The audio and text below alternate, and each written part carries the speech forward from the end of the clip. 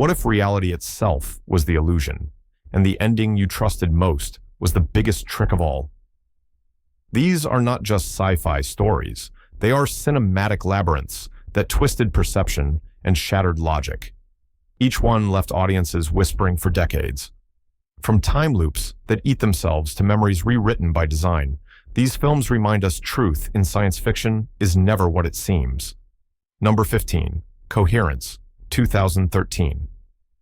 At first glance, Coherence looked like a quiet dinner party indie film, but behind its modest budget hid one of the most unsettling paradoxes in modern sci-fi. The film follows 8 friends gathering under a comet passing overhead. As the night unfolds, their reality fractures. Phones lose signal, power flickers. Then, another house across the street seems to host an identical dinner party with identical people. Director James Ward Burkitt crafted this claustrophobic nightmare with no traditional script. The actors received only outlines, forcing genuine confusion and fear.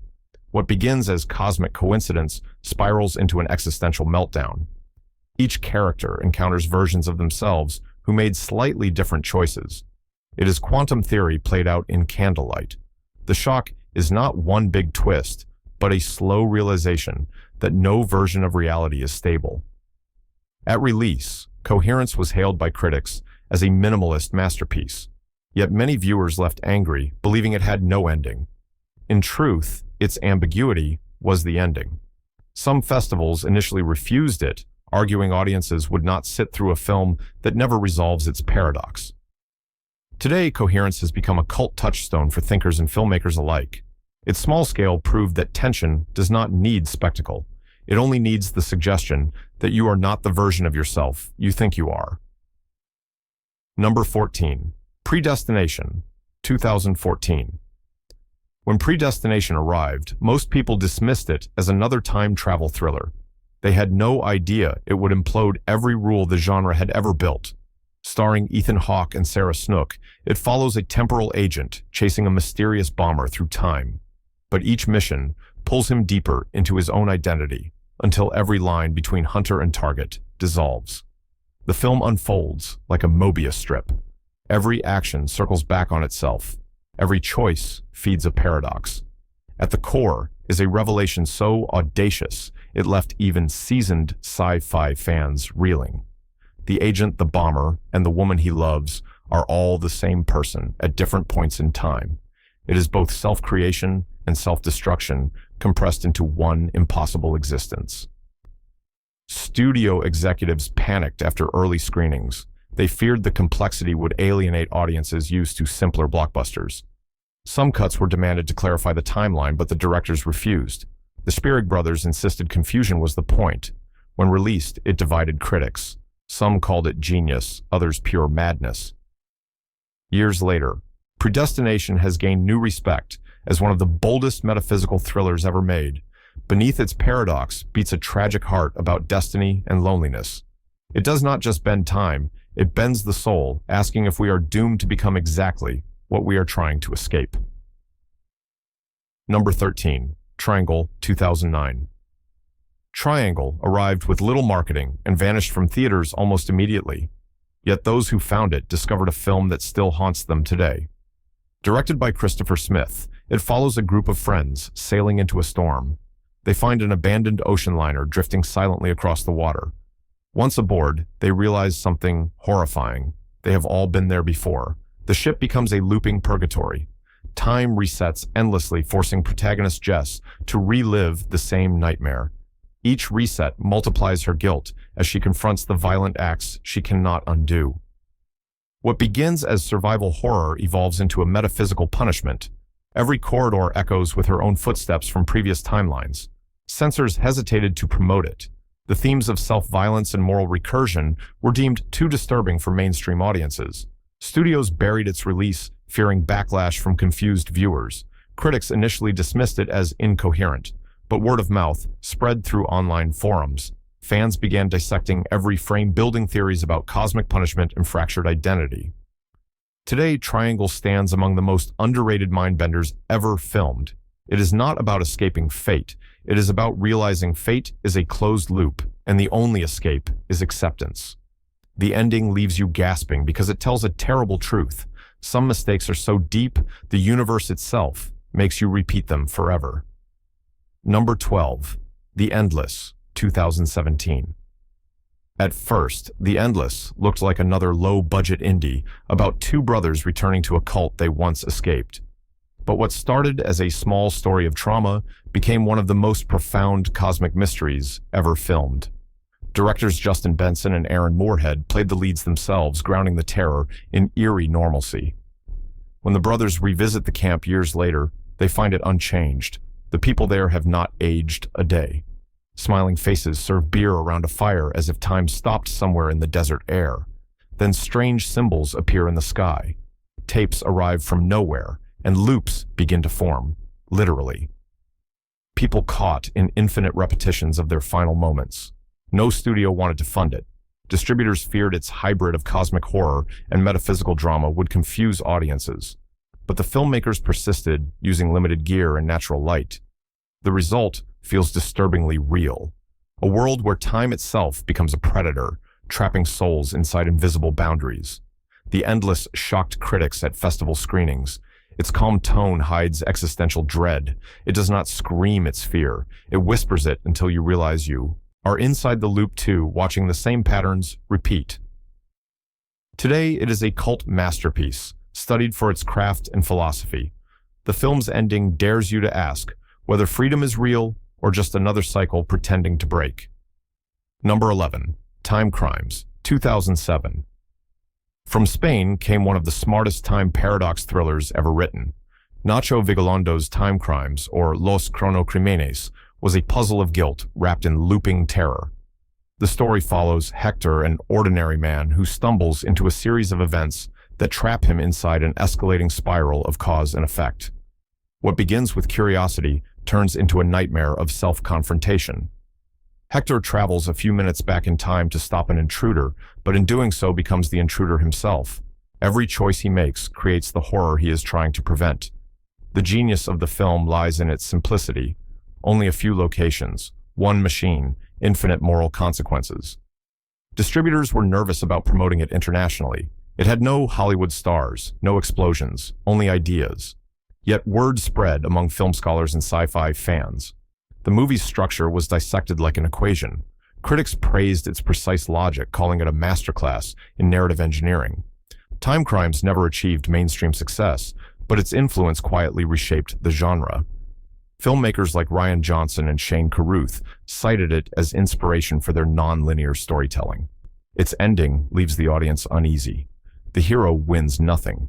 He merely understands the horror of his own pattern. It is a warning disguised as entertainment. Sometimes, the scariest monster is the version of yourself that already made the wrong decision. Number 10. The Man from Earth, 2007.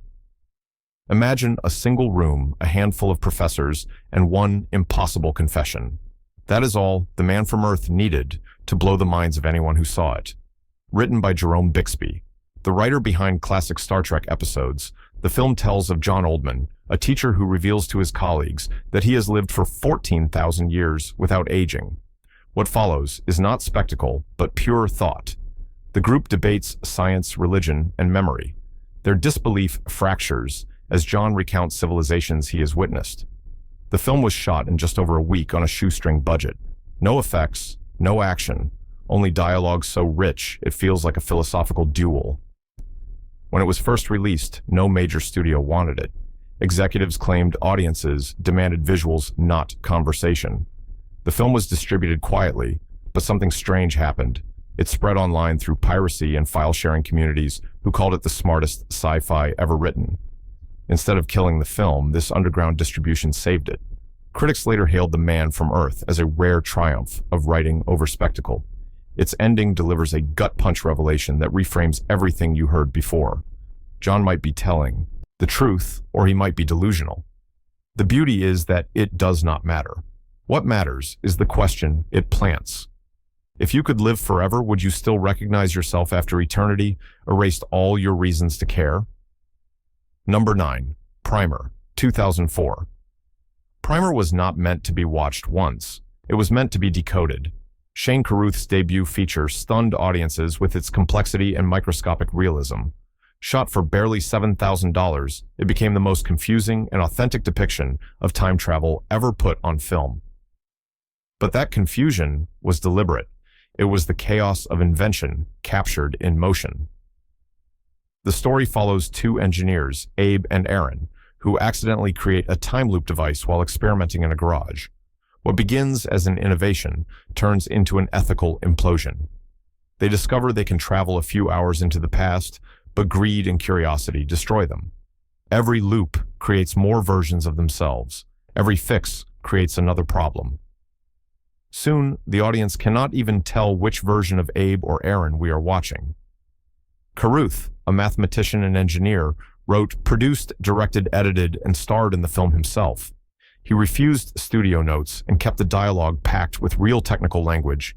The result felt so authentic that some viewers believed it was based on classified research. The film's complexity divided critics. Some walked out, others called it genius. Distribution was small. Major studios passed, calling it unmarketable.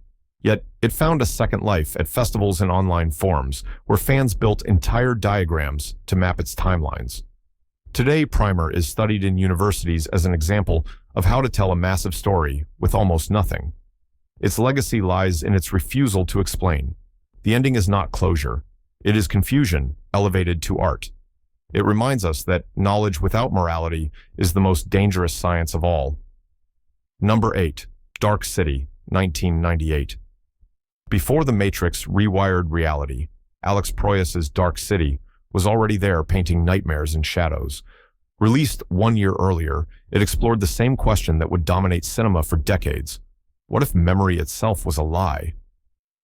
The film follows John Murdoch, a man who wakes up in a hotel room with no memory beside a murdered woman, hunted by both the police and faceless beings called the Strangers.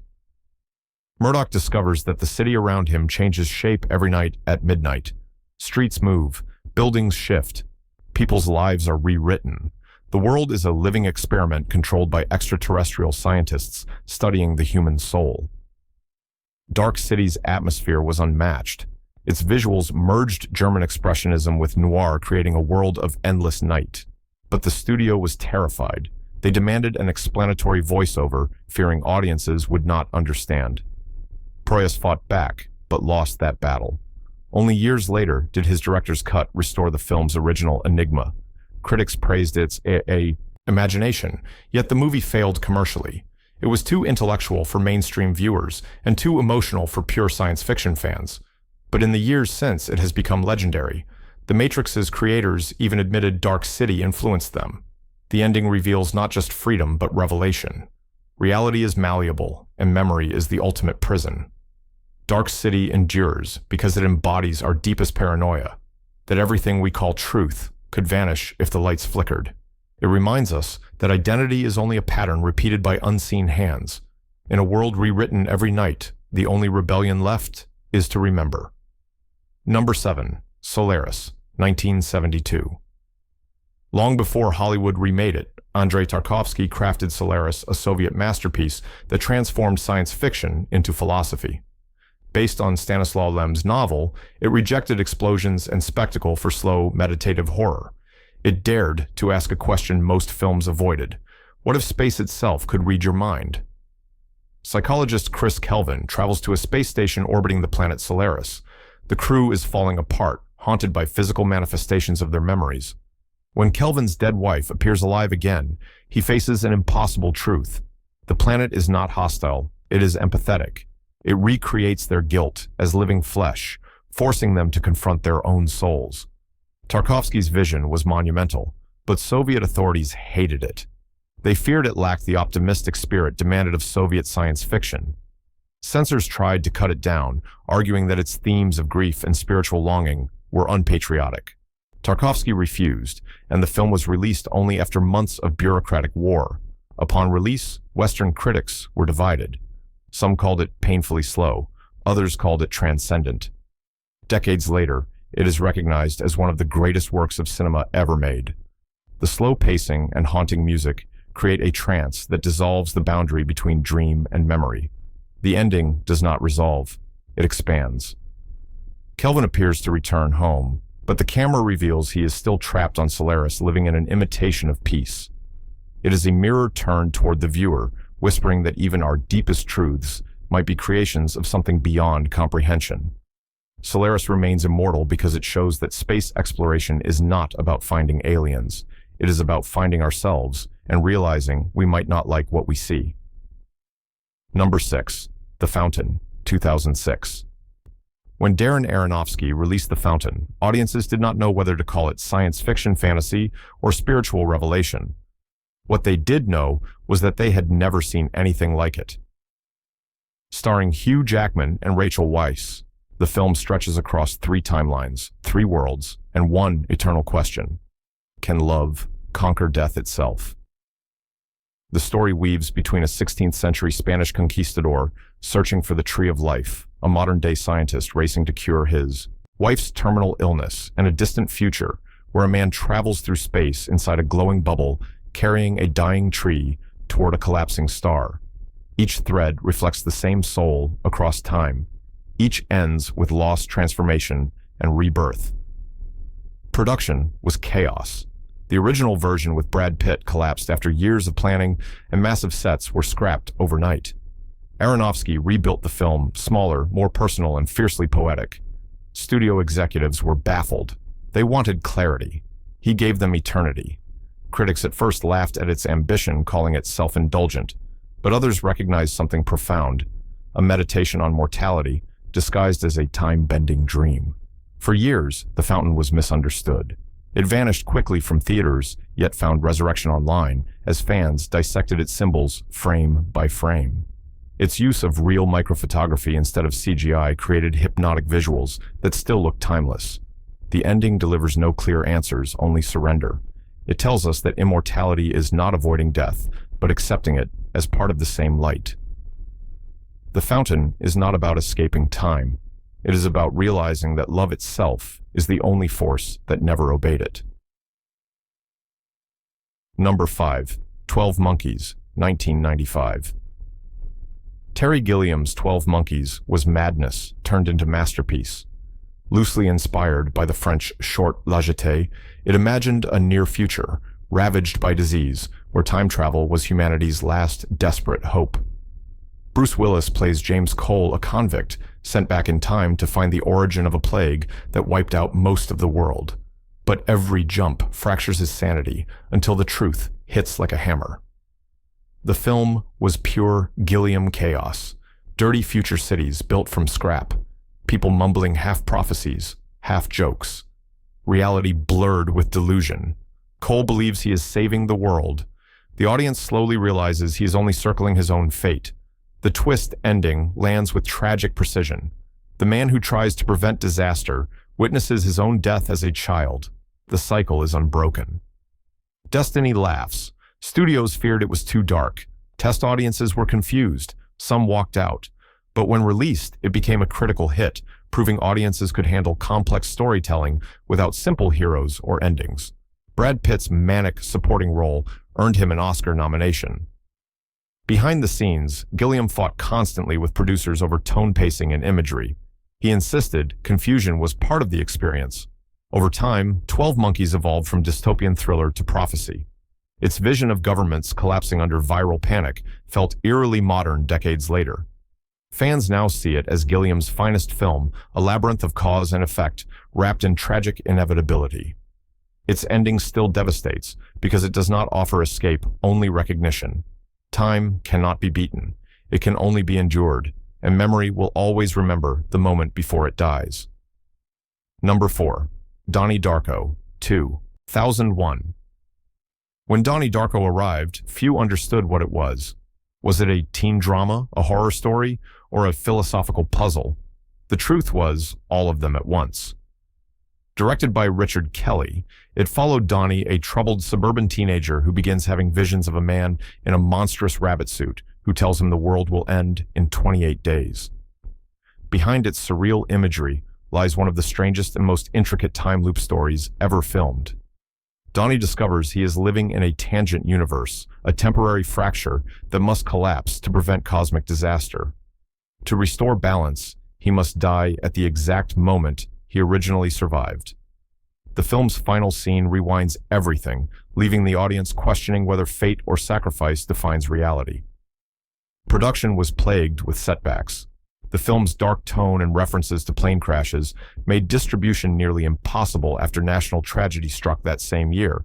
It was pulled from theaters within weeks and vanished from most markets. But then came resurrection. Late-night cable broadcasts and bootleg DVDs turned it into legend. Forums exploded with theories about quantum universes and destiny loops. Critics eventually hailed it as a generational cult classic. Jake Gyllenhaal's haunting performance and the melancholic soundtrack made it both eerie and heartbreaking. The director's cut years later offered more clues but also more questions. Donnie Darko endures because it captures that terrifying age between belief and disbelief, where time itself feels personal. Its ending is not tragedy, but transcendence. It whispers that sometimes the only way to save the world is to let go of your own timeline. Number 3. Arrival, 2016. When Denis Villeneuve released Arrival, he proved science fiction could break hearts as easily as it could bend minds. Based on Ted Chiang's short story, The Story of Your Life, the film disguised a cosmic riddle inside a love story about communication and loss. Audiences expected an alien invasion. What they got was a meditation on time destiny and the choices that define us. Linguist Louise Banks is recruited to decipher the language of mysterious extraterrestrials whose ships have appeared around the globe. But their symbols do not represent sentences. They represent entire thoughts free of time. As Louise learns their language, she begins to see her own life out of sequence. Memories of her daughter's death that seemed like the past are actually visions of her future. The revelation struck audiences like lightning. The film's twist was not about aliens at all. It was about human perception, about the curse of knowing the future and choosing to live it anyway. Studio executives initially doubted audiences would understand the nonlinear structure. Villeneuve refused to simplify. The result was a film that stunned both critics and scientists alike. Behind the scenes, composer Johan Johansson created a score that felt like sound from another dimension, while cinematographer Bradford Young painted the story in soft, melancholic tones. Arrival became a modern masterpiece, earning multiple Academy Award nominations and forever changing how the genre treats emotion. Its ending is gentle and devastating. Louise accepts the pain she knows will come because love itself is worth repeating, even if it ends in loss. Arrival is not about aliens. It is about memory as destiny and time as mercy. It reminds us that to truly communicate, you must first accept that every word spoken is already a memory waiting to end. Number 2. Annihilation, 2018. When Annihilation arrived, audiences expected a standard sci-fi thriller. Instead, they stepped into a film that felt like a waking dream dissolving at the edges. Directed by Alex Garland and based on Jeff Vandermeer's novel, it follows Lena, a biologist who joins an expedition into the Shimmer, a quarantined zone created by an extraterrestrial impact. Inside this glowing boundary, nature behaves like a broken mirror. DNA refracts, animals mutate, time bends.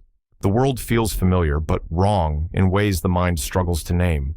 The deeper the team travels, the more the Shimmer begins rewriting them. Fear becomes hallucination. Memory becomes geography. Each woman confronts a version of herself shaped by trauma, guilt, or grief. Garland refused studio pressure to simplify the story, insisting its ambiguity was essential. Critics were sharply divided. Some called it vague and impenetrable. Others hailed it as visionary. But everyone agreed on one thing. The ending burned itself into viewers' minds. Lena meets an entity that mirrors her movements like a silent, shifting duplicate. It is not attack or communication. It is transformation. Escape becomes a question mark. Annihilation lingers because it suggests alien contact will not destroy us violently. It will change us quietly, and we may not resist. Number 1. Inception, 2010. Then came the dream that swallowed the decade. Christopher Nolan's Inception was not just a film. It was an intellectual heist that redefined cinema itself. Released in an era drowning in sequels and reboots, it dared to make audiences think again and again and again. The story follows Dom Cobb, a thief, who enters dreams to steal secrets. But Cobb carries his own ghost, the memory of his wife Mal, whose presence infects every dream he builds. To clear his name and see his children again, he takes one final job. To steal an idea, but to plant one. Inception. The perfect crime. The deeper the team dives, the more unstable the layers become. Dreams inside dreams blur until reality becomes indistinguishable from imagination. Nolan used practical effects instead of CGI. Hallways spun in real motion. Actors floated through zero-gravity sets. The film's ambition was insane. Studios were terrified. Yet Nolan had built enough credibility from The Dark Knight to command total control. When it premiered, it exploded into global obsession.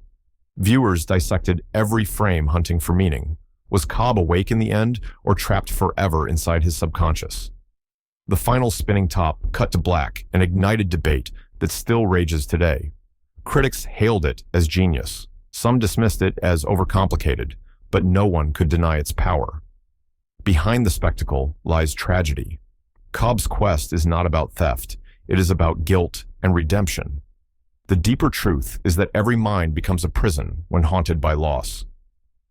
Inception remains the definitive cinematic maze where thought becomes architecture and emotion becomes gravity. The ending never stopped spinning because the question was never about the top. It was about us. Do we still dream, or did we wake up long ago and never notice the difference? So, what did these films teach us?